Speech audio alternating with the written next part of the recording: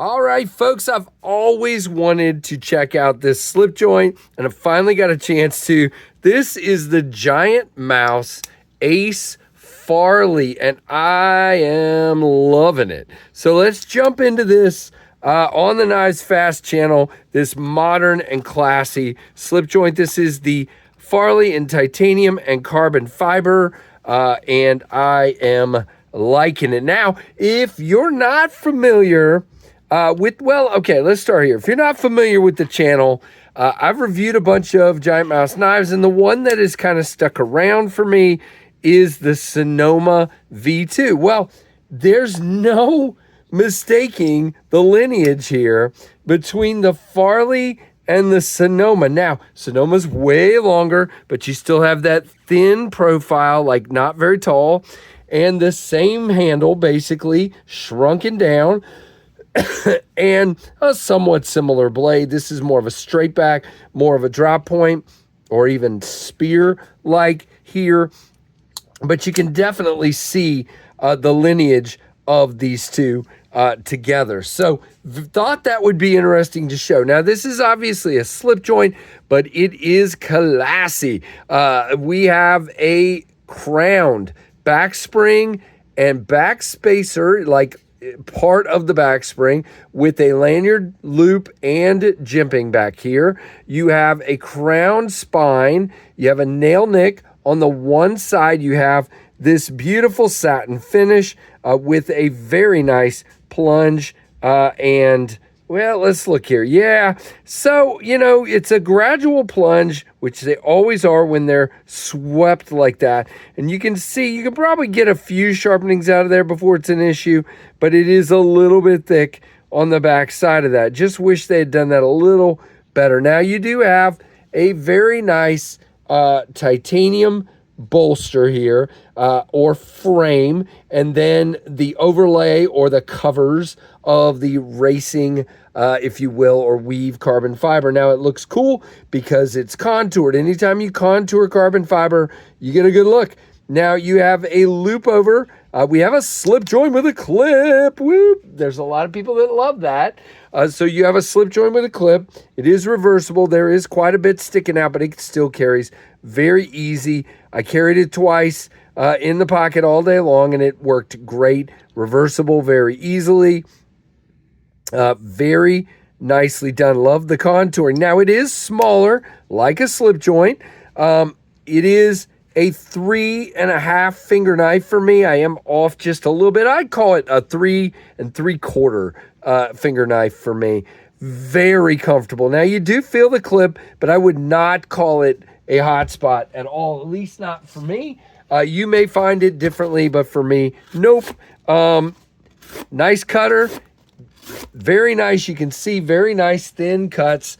It is a flat ground blade, and it is in L Max steel. Now we got it all dirty looking, and that's what we do when we cut. And that's fine. That's what knives are for. That's what knives are for. Okay. Anyway, and very, very beautiful looking knife with that L Max steel. I love L Max. Indeed. Now, as far as action or walk and talk, you can see decent snap, 6 to 6.5 on the spring here. Not quite as springy as some, but definitely not thuddy or dead either. Now, we do have a, words, Casey, we do have a stop pin. These are made by Best Tech. Now, this particular version is $225. I will leave a link down below. It is made, pretty sure I saw Best Tech. Maybe did I read that incorrectly? I swear I read somewhere that it was Best Tech, but now I am not finding that.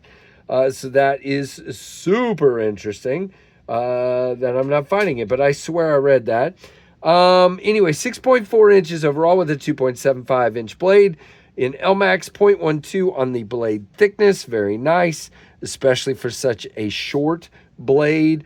And it is 3.65 inch handle length. Opens with a nail nick. It is a design of Jens Anso and Jesper Voxnes, just like the lovely Sonoma V2, as I showed. And it is made in China. I believe I read Best Tech. So I'm not sure if I'm just on a different page, but it's 1.9 ounces. And again, a very decent EDC size. Now, here is your Ontario Rat 1, which is way bigger, and your Ontario Rat 2, which is a little bigger, but not a lot. And again, they don't give me HRC or anything like this. Now, this one is $225, and there is a micarta version with the similar micarta that was on this, and brass-looking bolsters, like anodized, and that one is $195. So if you like micarta, you can get in this one pretty inexpensively. Now, I have been told by several people they think this is overpriced, and I couldn't disagree more. I don't think it's overpriced. If you can't afford it or it's outside your price range, then good on you. I mean, I get it. But it is well made. It's titanium. It's contoured. It's Elmax. It's carbon fiber. Yeah, who am I to call their knife overpriced? You know, it's up to each person, and price is a very, very, very, very, very, very, very personal thing to everyone. So again, very cool knife. Now, real quick, let's just do, I just reviewed this knife, and I just wanted to do a couple more comparisons. That is the traditional pocket knife, C. Reisner Cutlery version of the QSP Hedgehog. And hang on, I swear I'm about to wrap this up. And just the first Jack Wolf I could get my hands on, which is really classy as well, is the Jack Wolf Low Drag Jack. So you can see very similar range for a slip joint.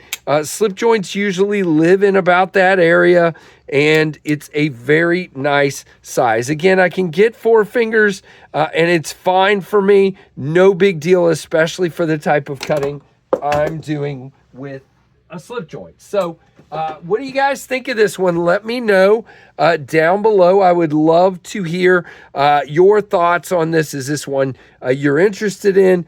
Very glad I finally got to check it out. So give me a thumbs up, comment down below, and guys, make sure you're subscribed to the channel, and if you're not, fix that, and also make sure you hit that notification bell to all. And thanks for watching the Knives Fast channel.